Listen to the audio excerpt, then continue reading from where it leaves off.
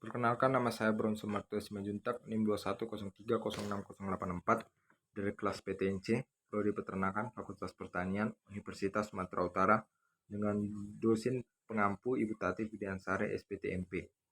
Di sini saya akan menjelaskan metabolisme dari protein, karbohidrat, dan lemak, serta hubungannya.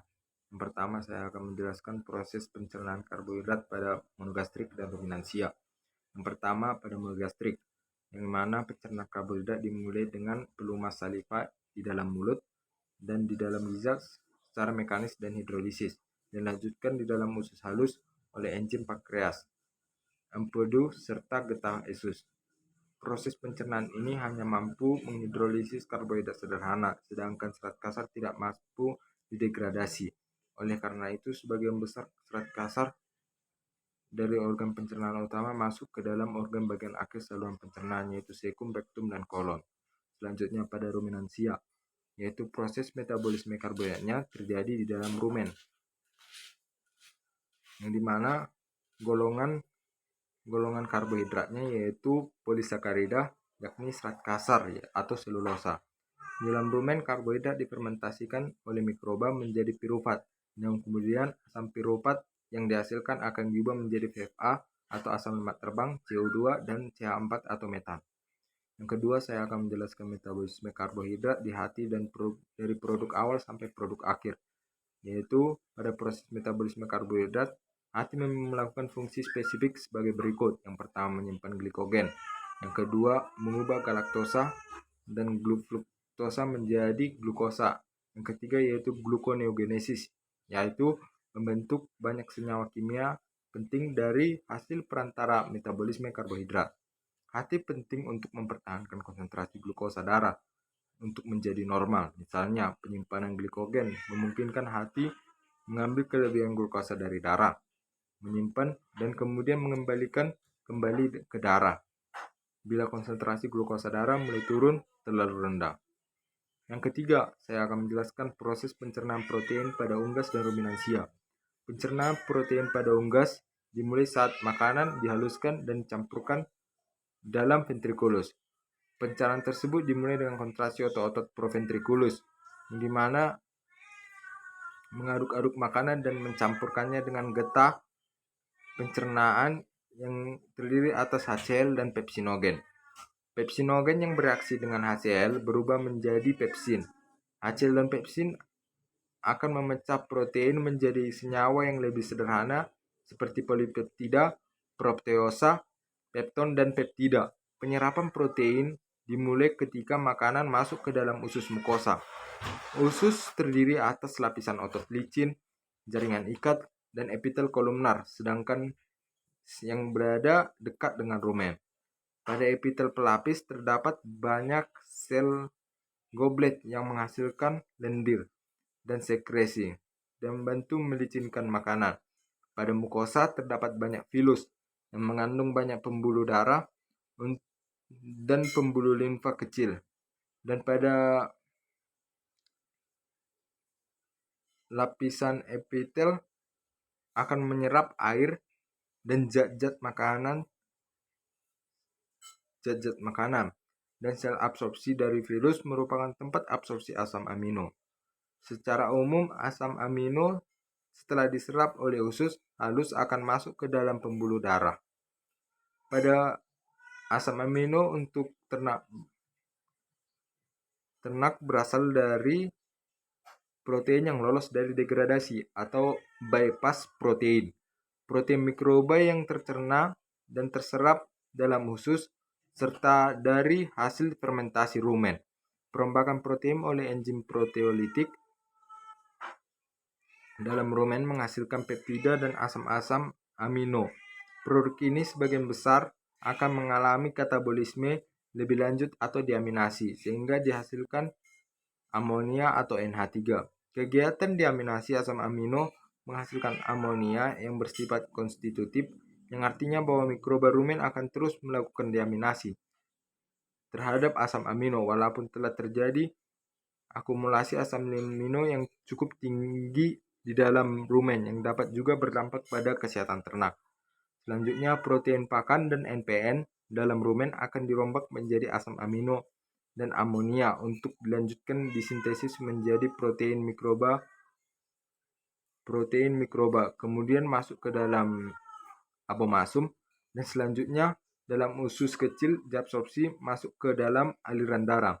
Dalam rumen, sekitar 80% spesies rumen mampu menggunakan amonia sebagai sumber nitrogen untuk disintesis protein. Bakteri rumen adalah pengguna amonia sebagai sumber nitrogen yang paling efisien. Di samping dimanfaatkan oleh mikroba rumen, amonia yang dihasilkan juga diserap oleh darah melalui dinding rumen dan dibawa ke hati dan diubah menjadi urea. Beberapa urea ini mungkin dikembalikan ke rumen melalui saleva dan juga langsung menembus dinding rumen, tetapi sebagian besar dikeluarkan bersama urin dan kemudian dibuang. Yang keempat, saya akan menjelaskan metabolisme protein yang terjadi dalam hati. Dalam rumen, protein pakan akan mengalami hidrolisa menjadi oligopeptida oleh enzim proteolitik yang dihasilkan oleh mikroba rumen.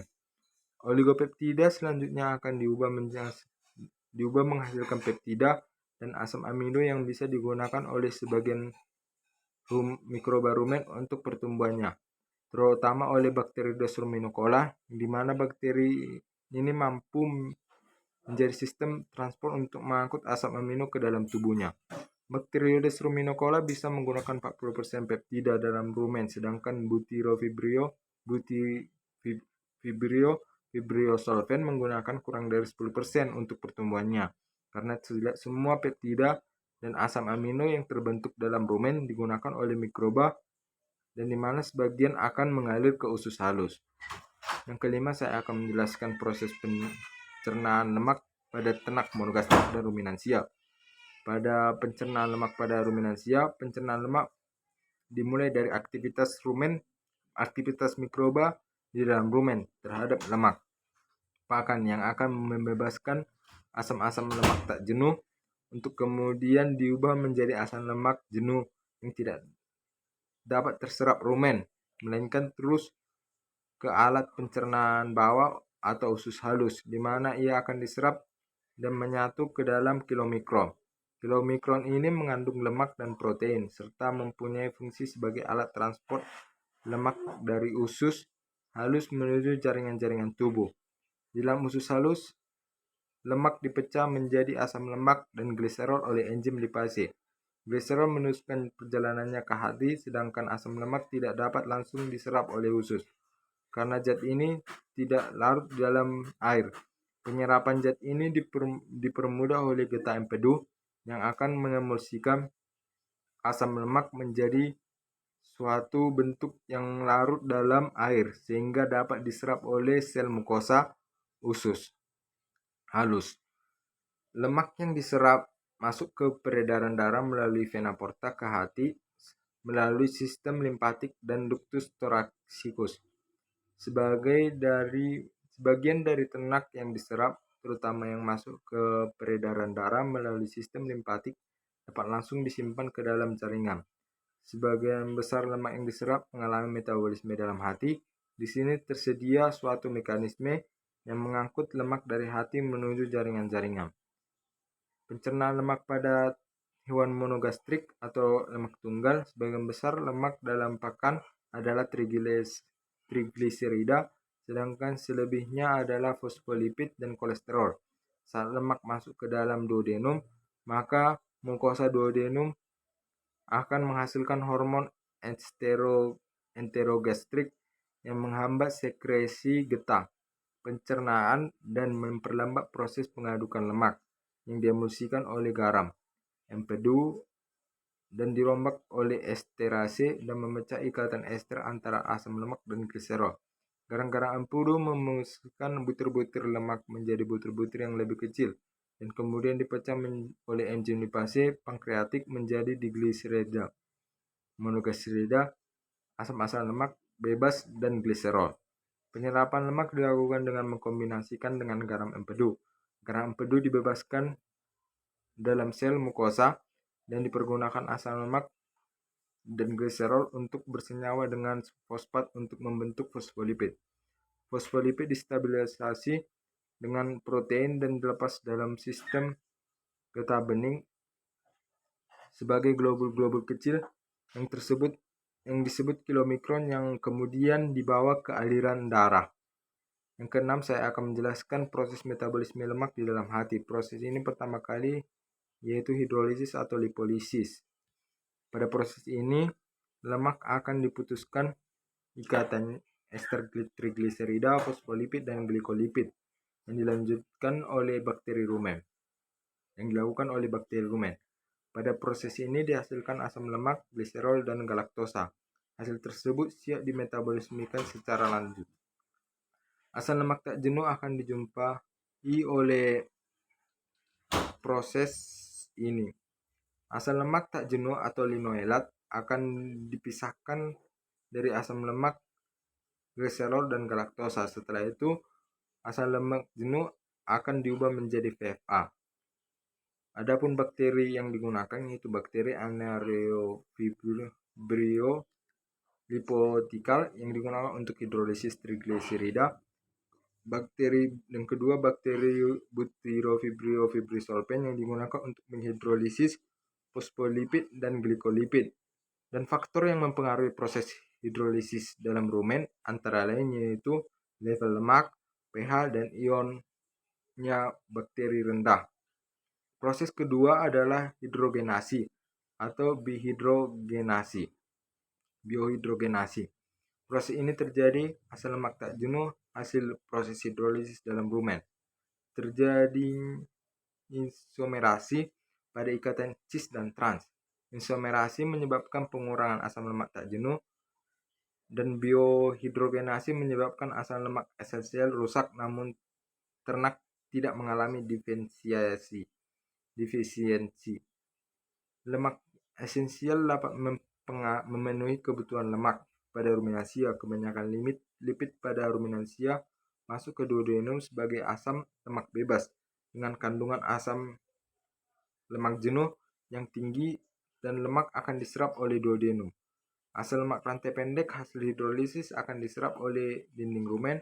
Asam lemak rantai panjang akan masuk ke dalam epitelium dan usus halus lemak akan disintesis menjadi digliserida dan asam lemak oleh enzim lipase. Asam lemak C14 membentuk terasil gliserol dan epitel usus. Terasil gliserol, fosfolipid, dan kolesterol membentuk kilomikron dan masuk ke peredaran darah untuk diedarkan ke seluruh tubuh. Yang ketujuh, saya akan menjelaskan antara proses metabolisme karbohidrat, lemak, dan protein yang terjadi dalam tubuh baik unggas maupun ruminansia. Keterikatannya yaitu metabolisme karbohidrat dengan metabolisme lemak yaitu adalah hasil akhir pencernaan lemak akan memasuki jalur metabolisme karbohidrat. Dengan itu akan terjadi reaksi antara glukosa dan pirufat. Sementara itu, hasil akhir pencernaan lemak yang berupa asam lemak akan mengalami beta oksidasi menjadi unit-unit yang terdiri dari dua karbon. Setiap dua karbon akan mengikat suatu molekul KOA kemudian menjadi molekul asetil KOA yang dapat masuk ke dalam jalur metabolisme karbohidrat. Asetil KOA yang berasal dari beta oksidasi akan disintesis kembali menjadi komponen lemak. Karbohidrat pun jika berlebih akan diubah menjadi lemak yang disimpan di jaringan lemak di bawah kulit atau jaringan adiposa. Keterkaitan metabolisme karbohidrat dengan metabolisme protein akan mengalami tiga cara, yaitu yang pertama, asam amino akan diubah menjadi pirufat dan kemudian memasuki jalur metabolisme karbohidrat. Kedua, asam amino ketogenik diubah menjadi asetil koenzim A yang dapat memasuki jalur metabolisme lemak.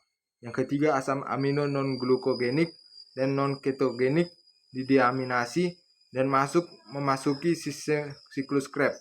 Melalui ketiga cara tersebut, hasilnya asam amino dapat menghasilkan energi dalam bentuk ATP, karbohidrat atau CO2, dan air H2O seperti halnya karbohidrat.